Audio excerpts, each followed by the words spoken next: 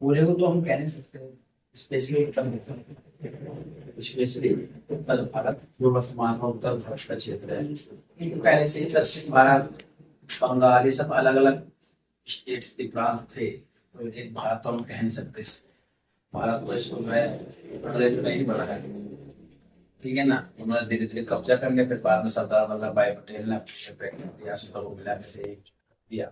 लेकिन वैदिक काल में जो उत्तर भारत की सभ्यता थी, उसके बाद जो है एक पूरा 16 महाजनपदों बढ़ गया। 16 महाजनपद जो बेहद इंपोर्टेंट है एक परीक्षा के दृष्टिकोण से भी। इसमें दो सवाल आते हैं, जनपद और उसकी राजधानी, और तीसरा सब आता है सवाल इसमें कि ये वर्तमान में भारत के किस क्षेत्र में है, ठीक है ना। चौथा जो सवाल आता है जो परीक्षा में मैंने देखा है इसमें, कि इसमें जो महाभारत का घटनाएं हैं या रामायण की घटनाएं हैं, कोई जो महाकाव्य है उसमें भी घटनाएं किस किस वर्तमान के जिलों में हुई है, वो भी परीक्षा में पूछा गया है। तो इन 16 महाजनपदों में जो है, सबसे पहले जो है इसमें जनपद था अंग। अंग जो है ये जो राजधानी जनपद थी, और इसका जो क्षेत्र था वो मुंगेर भागलपुर जो बिहार में पड़ता है, वो जो क्षेत्र था वो अंग का था। मैंने पहले भी बताया क्लास में कि बिहार का मतलब ही वो होता है जो सुंदर क्षेत्र जहाँ हम लोग घूमने जाते थे। आज के परिवेश में हम लोग बिहार को किस दृष्टिकोण से देख रहे हैं कि बिहार है, झारखंड है, एक पिछड़े क्षेत्र में देख रहे हैं। लेकिन शुरुआत में ही भारत के इतिहास से बिहार अपने आप में जो है एक पूर्ण संपन्न स्टेट था, और जितने भी महाजनपद है अधिकतर वो बिहार परिक्षेत्र में थे। आप लोगों को पहले बता दें मैं, चाहे विक्रमशिला विश्वविद्यालय हो, चाहे नालंदा विश्वविद्यालय हो, ये सब जो है बिहार में थे। तो अपने शिक्षा के क्षेत्र में भी फेमस था। गंगा और सोन नदी के बीच में पटना बसा हुआ है, तो आपका क्षेत्र था, तो उपजाऊ क्षेत्र भी था। तो उसी वजह से जो है पूरे महाजनपद अधिकतर जो है वो पूर्वी उत्तर प्रदेश और आपके बिहार में ही समाया हुआ है, जो बहुत ही संपन्न क्षेत्र उस समय था।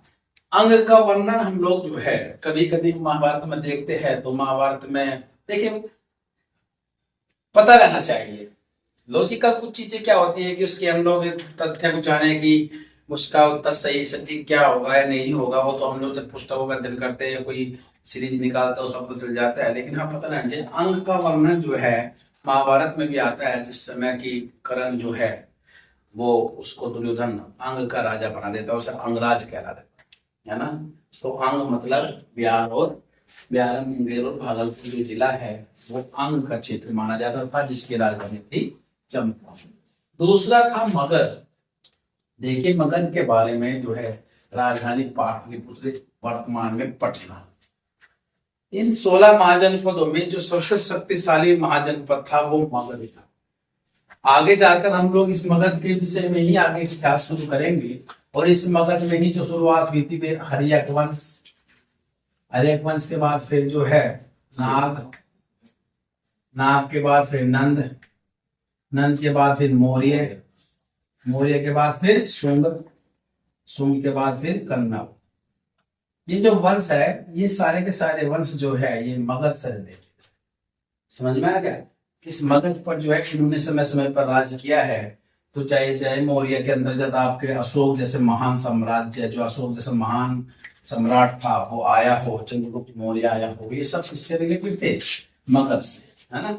मगध का एक वर्णन कहाँ आता है? जब मगध जो है, एक सवाल आता है, जब 326 ईसा पूर्व अलेक्जेंडर ने सिकंदर भारत में प्रवेश करता है, युद्ध लड़ता है, तो उस समय मगध का राजा कौन था? तो नंद वंश का एक राजा था घनानंद, ये उस समय वहां का राजा था।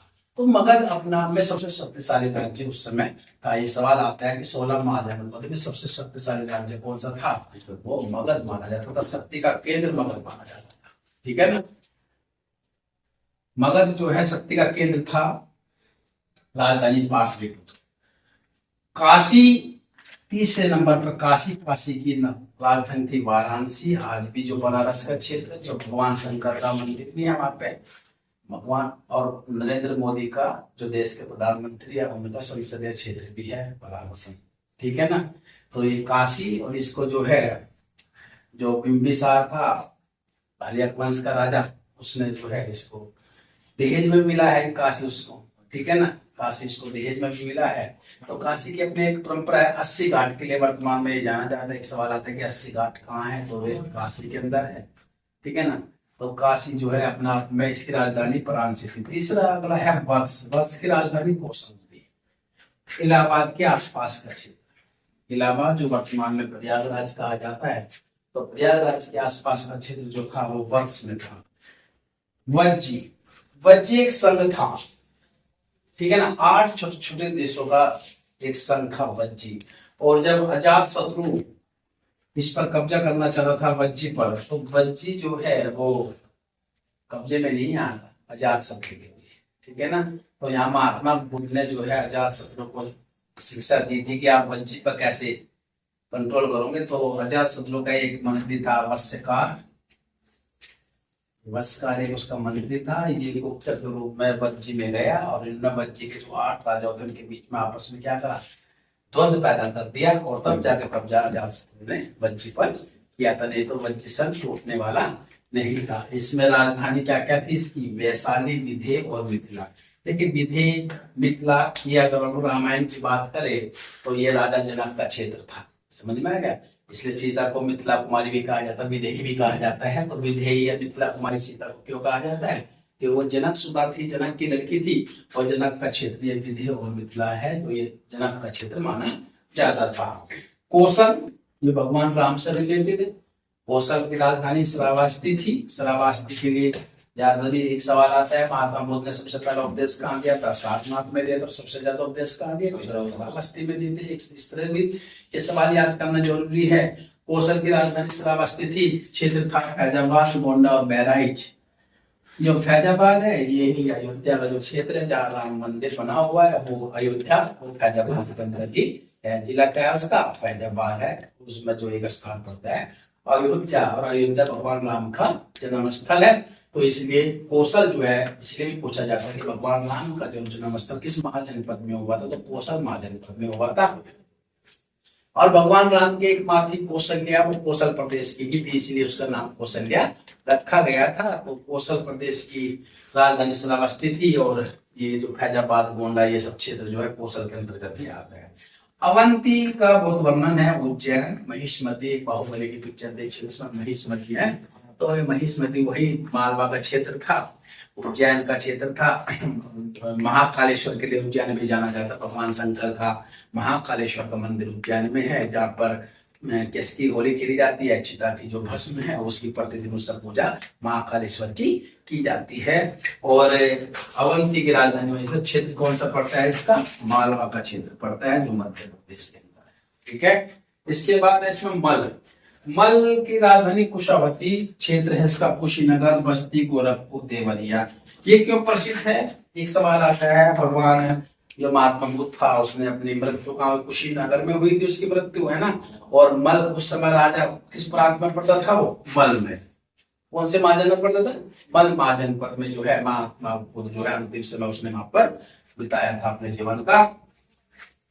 पांचाल, पांचाल की 2 राजधानी थी, अहिच्छत्र और कांपिल्य। पांचाल जो है इसका स्थल था माना जाता है, पांचाल द्रौपदी का जो है स्थल माना जाता है। एक बार उत्तर प्रदेश पुलिस की परीक्षा में सवाल आया भी था कि निम्नलिखित में से उत्तर प्रदेश के किस जनपद में द्रौपदी का स्वयंवर हुआ था, ठीक है ना। ये सवाल आया था, द्रौपदी को लेकर चलो महाभारत में, महाभारत में वो पांचाल की राजकुमारी थी। पांचाल क्षेत्र पड़ता है आपका बरेली, बदायूं, फर्रुखाबाद। अब वहां पे आपको विकल्प देखना है, उसमें विकल्प फर्रुखाबाद आया हुआ था, ठीक है ना। तो हमें उत्तर क्या लगाना, उसमें फर्रुखाबाद लगाना है। तो उसकी 2 राजधानी थी, इसकी अहिच्छत्र और कांपिल्य। जो बरेली का क्षेत्र था, बरेली बदायूं का क्षेत्र अहिच्छत्र के अंतर्गत था। कन्नौज और शाहजहांपुर का जो क्षेत्र और इसका फर्रुखाबाद का क्षेत्र किसके अंतर्गत, कांपिल्य के अंतर्गत आता था, जो वर्तमान में हम लोग बात करें। उसके बाद चेदी, चेदी की राजधानी शक्तिमती, क्षेत्र है बुंदेलखंड। बुंदेलखंड का वर्तमान में क्षेत्र कौन सा माना जाता है, झांसी का क्षेत्र, ठीक है ना। झांसी, हमीरपुर, मोपा, ये जो क्षेत्र है ना, ललितपुर, ये 6 जिले हैं जो कि बुंदेलखंड के अंतर्गत माने जाते हैं। बुंदेलखंड में तुम लोगों को पता ही है, पहले पानी की किल्लत बहुत ज्यादा थी, पहाड़ है वहां पे बहुत ज्यादा है, खनिज बहुत ज्यादा है, लेकिन पानी पीने का यूज करने का बहुत ही कम है। सरकार योजनाएं चला रही है वहां तक कि केवल लोगों को पानी की प्राप्ति हो सके। तो बुंदेलखंड क्षेत्र जो अपने खनिज के लिए जाना जाता है। एक सवाल परीक्षा में आता है कि निम्नलिखित में से कौन सा जिला उत्तर प्रदेश का, या कौन सा नहीं आता, तो झांसी, जो झांसी का क्षेत्र है आपका, झांसी हुआ, मोपा हुआ, बांदा हुआ, ललितपुर हुआ, ये सब क्या है, ये बुंदेलखंड के क्षेत्र माने जाते हैं। कुरु, ये हमारा क्षेत्र कुरु पौरव के नाम से जाना जाता है ना। पांडव आपने सुना हुआ। हस्तिनापुर राजधानी जो मेरठ के पास पड़ती है ना। तो मेरठ का जो क्षेत्र है ये हमारा मेरठ, मुजफ्फरनगर, सहारनपुर, बिजनौर, हमारा दिल्ली का ये जो सब क्षेत्र है ये सब किसी के अंतर्गत आता था, कुरु प्रदेश के अंतर्गत आता था। ये जो पूरा फेमस भी है क्योंकि महाभारत का जो खेल था सारा का सारा इसी प्रदेश में खेला गया था। महाभारत हम लोग इतिहास में पढ़ते हैं। मत्स्य सबसे बड़ा एक तरह से अगर शक्तिशाली की बात करें, देखिए यहाँ पे हम दो चीजों को ध्यान करेंगे। अगर इसमें पूछेंगे तो सबसे शक्तिशाली साम्राज्य कौन सा था, देखो सबसे शक्तिशाली साम्राज्य था मत्स्य। सवाल समझिए उधर से। सबसे ज्यादा शक्तिशाली राज्य था मत्स्य, जिसकी राजधानी थी विराटनगर। क्षेत्र पड़ता है इसका जयपुर, अलवर, अजमेर का जो क्षेत्र पड़ता है वो इसका क्षेत्र पड़ता है।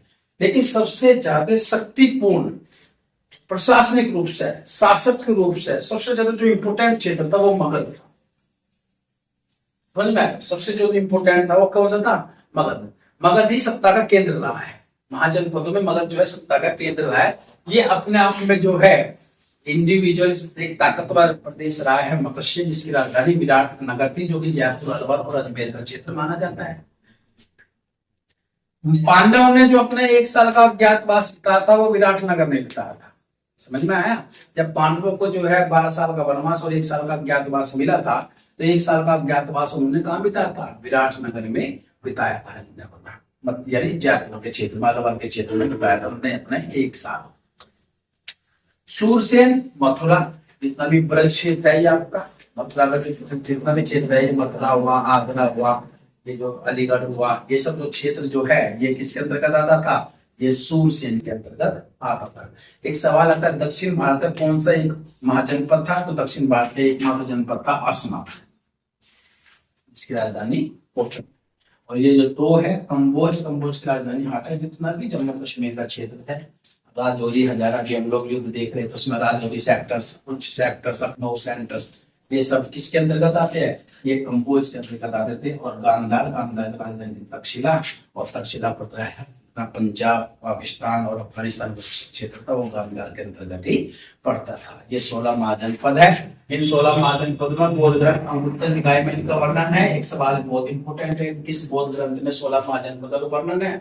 वो है अंगुत्तर निकाय। और दूसरा एक सवाल आता है किस जैन ग्रंथ में जो है 16 महाजनपदों का वर्णन है? वो है ये था।